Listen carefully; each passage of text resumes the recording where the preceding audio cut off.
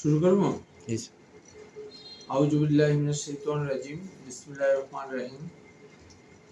নাহমাদু আলা রাসূলিল কারীম, আম্মা বাদ। আমি একজন সদ্য অবসরপ্রাপ্ত একজন সরকারি কর্মকর্তা, বাংলাদেশের একজন সচেতন নাগরিক এবং একজন সাধারণ মানুষ হিসেবে আমার দুই একটা রাজনৈতিক বক্তব্য না দিয়ে আর পারছি না। আজকে 1 জুলাই, গত বছরের এই জুলাই মাসে, 4 জুলাই মাসে আমাদের ছাত্র জনতা গণ অভ্যুত্থানের মাধ্যমে চিরধিকৃত একটা সরকার, একটা জলজন্ত একটা জগদ্দল পাথরের মধ্যে বসে থাকা একটা সরকারি পেটুয়া বাহিনীকে অত্যন্ত ত্যাগ তিতিক্ষার মাধ্যমে, আত্মাহুতির মাধ্যমে তারা এই দেশকে শেখ হাসিনা মুক্তকরণ করে। এই জন্য আমি শ্রদ্ধার সাথে স্মরণ করছি গত বছরের এই জুলাই আগস্ট মাসে হাজারো শহীদের রক্তস্নাত জুলাই আগস্টের গণ অভ্যুত্থানের অগ্রনায়ক সেসব শহীদদের প্রতি গভীর শ্রদ্ধা, তাদের আত্মার রুহের মাগফিরাত কামনা করছি। এবং যারা পঙ্গুত্ব 1000 শহীদ হয়েছেন এবং যারা পঙ্গুত্ব প্রায় 2000-এর উপরে, 2000 থেকে 3000-এর উপরে পঙ্গুত্ব বরণ করেছেন, যারা পা হারিয়েছেন, হাত হারিয়েছেন বা সারা জীবনের জন্য পঙ্গু হয়ে গেছেন, তাদের প্রতি সহমর্মিতা দেখানোর ভাষা আমার কাছে নাই। তারপরও আমি আমার যতটুকু সামর্থ্য আমি তাদের প্রতি আমার অন্তরের অন্তঃস্থল থেকে, অন্তরের গভীর থেকে আমি শ্রদ্ধা এবং কৃতজ্ঞতা জ্ঞাপন করছি। দেশমাতৃকার মুক্তকরণের দায়িত্বে থাকা এসব মানুষকে কোনো কিছু দিয়ে মূল্যায়ন করা সম্ভব নয়। যারা শহীদ হয়েছেন তাদেরকে তো শহীদদের রক্ত কোনোদিনই বৃথা যাবে না। তারা কোরআন শরীফে আসছে, যারা শহীদ হয় তারা কিন্তু মরে না, তারা অমর থাকে, মহান রব্বুল আলামিনের কাছে তারা জীবিত থাকে এবং বারবার তারা ফিরে আসে। তাদের মানুষের অন্তর থেকে তারা কোনোদিন মুছে যায় না এবং মহান সৃষ্টিকর্তা তাদেরকে সর্বোচ্চ আসনে রাখে। আর যারা পঙ্গু হয়ে এখনো আমাদের মাঝে আছেন সমাজে, তারা আসলে তাদের এখন কিছু করার মতো সামর্থ্য তাদের নাই। অনেকেই হাত পা চোখ হারিয়ে, অঙ্গহানি হয়ে এমন অবস্থায় আছে যে তাদের কষ্ট ভাষায় প্রকাশ করার মতো না।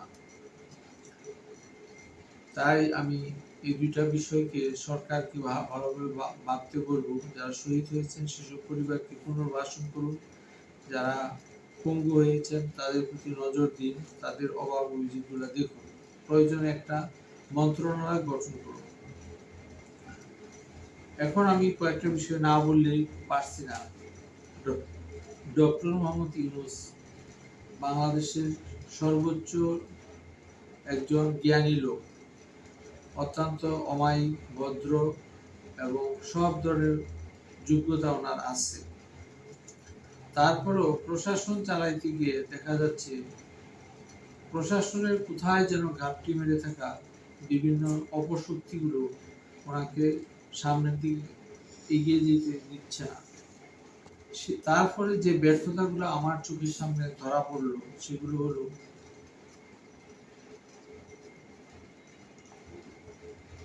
কার্যকরী প্রশাসনিক কার্যক্রম তৈরি করতে ব্যর্থ হয়েছে সরকার। দুর্নীতি থামাতে 100% ব্যর্থ। অফিস আদালতে এখন পর্যন্ত শেখ হাসিনার সময় যে ধরনের ঘুষ কেলেঙ্কারি ছিল, ঠিক ওইভাবেই ঘুষ কেলেঙ্কারি ছাড়া অফিস আদালতে কোনো ফাইল ধরে না, কোনো কাজ হয় না।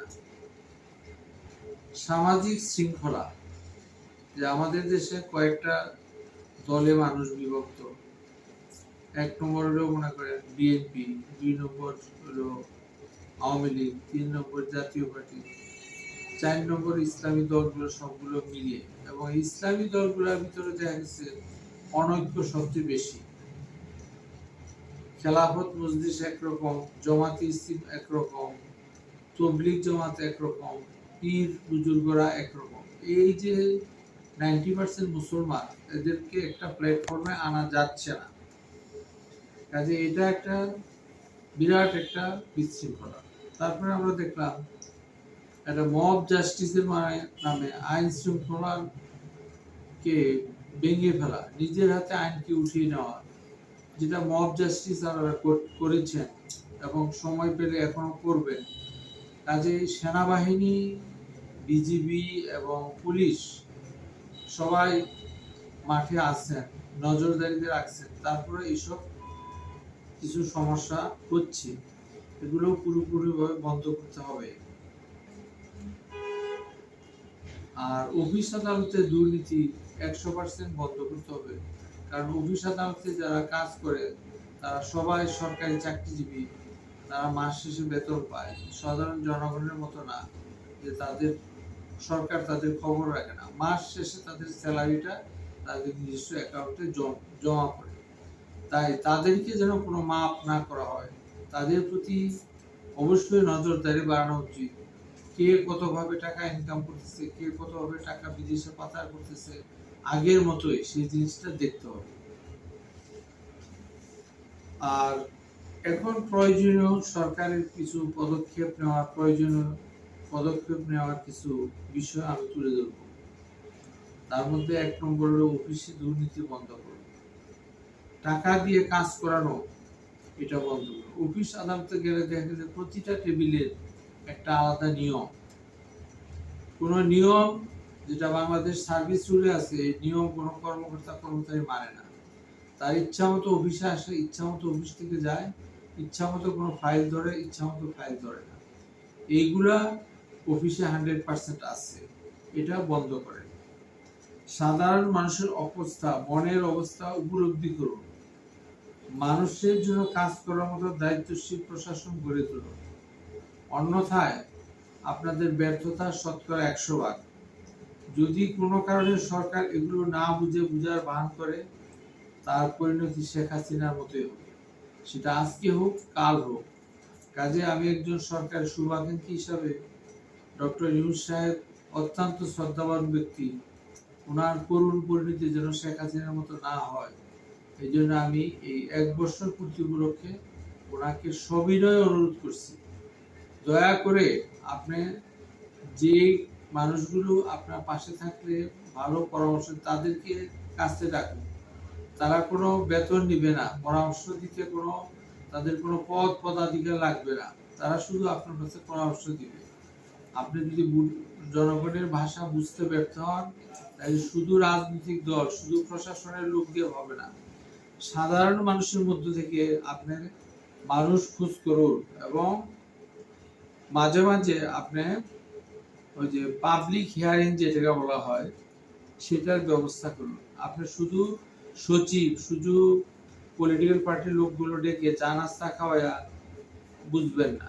আপনার বুঝতে হলে যেটাকে বলা হয় গণশুনানি, সেই গণশুনানির জন্য আপনি প্রতি উপজেলা থেকে একজন মানুষ ডাকেন, সাধারণ মানুষ, লটারির মাধ্যমে। গণশুনানির মাধ্যমে একটু জেলা থেকে একজন মানুষ ডাকেন, 64 জেলা থেকে 64 জনকে, তাদের হিয়ারিং 1 ঘন্টা শোনেন, উপজেলা 460টা একদিনে শোনেন। এগুলা শোনার পরে আপনি বুঝতে পারবেন মানুষ কেমন আছে। আপনি যমুনা বসে আছেন আর বিদেশে মাঝে মাঝে যান, কিন্তু আমার তো মনে হয় না যে আপনি জনগণের ভাষাটা বুঝতে পারতেছেন। কাজে আমি অনুরোধ করব, মাননীয় সরকার মহোদয়, আপনি কিন্তু অনেক গেরাকলে আছেন। একদিকে আপনার প্রেসিডেন্টও আপনার কিন্তু মানে না, বন্ধু নয়। সেনাবাহিনী প্রধানের প্রতি শ্রদ্ধা নিবেদন করে আমি বলবো যে সেনাবাহিনী প্রধানও আপনাকে সহযোগিতা করবে ঠিকই, কিন্তু তারও একটা লিমিটেশন আছে। আপনি কিন্তু আছেন ত্রিমুখী একটা সমস্যার ভিতরে, এটা আপনি নিশ্চয়ই বুঝতে পারতেছেন, আমার বলার প্রয়োজন নাই। তারপরে আমি বলবো, আপনি দেশ পরিচালনার জন্য সাধারণ মানুষের পরামর্শ নেন। প্রতি উপজেলা থেকে একজনের পরামর্শ, প্রতি জেলা থেকে একজনের পরামর্শ, এবং পরবর্তী যারা বিশিষ্ট গণ্যমান্য ব্যক্তি আছে তাদের পরামর্শ নেন। নিয়ে দেশ চালান। দেশ আপনি আরো বেশি কিছুদিন চালান, নির্বাচন দিলেই যে আপনার দেশ ভালো হয়ে যাবে, ভালো লোকের হাতে পড়বে। আমরা অনেক পলিটিক্যাল পার্টিদের লোকদেরকে দেখছি, তাদের নেতৃত্ব দেখছি, তাদের আমলের শাসন দেখছি, তারা কেউই শেখ হাসিনা এর থেকে খুব একটা ভালো ছিল বলে আমার কাছে মনে হয় না। যাই হোক, আমি উপযাচক হয়ে কথাগুলো বললাম। হ্যাঁ, আপনারা কেউ এটাকে অন্যভাবে নেবেন না। আমি একজন সাধারণ নাগরিক, খেটে খাওয়া মানুষ। হ্যাঁ, আমার জন্য দোয়া করবেন। আমি দেশবাসীর জন্য দোয়া করি যাতে দেশবাসীর মধ্যে শান্তি ফিরে আসে এবং দেশে শান্তি স্থিতিশীলতা থাকে, আগামী প্রজন্ম যেন কিছু ভালো কাজ করতে পারে। আমি এই বলেই আজকের এই বক্তব্য এখানে শেষ করছি। খুদা হাফেজ। বাংলাদেশ জিন্দাবাদ।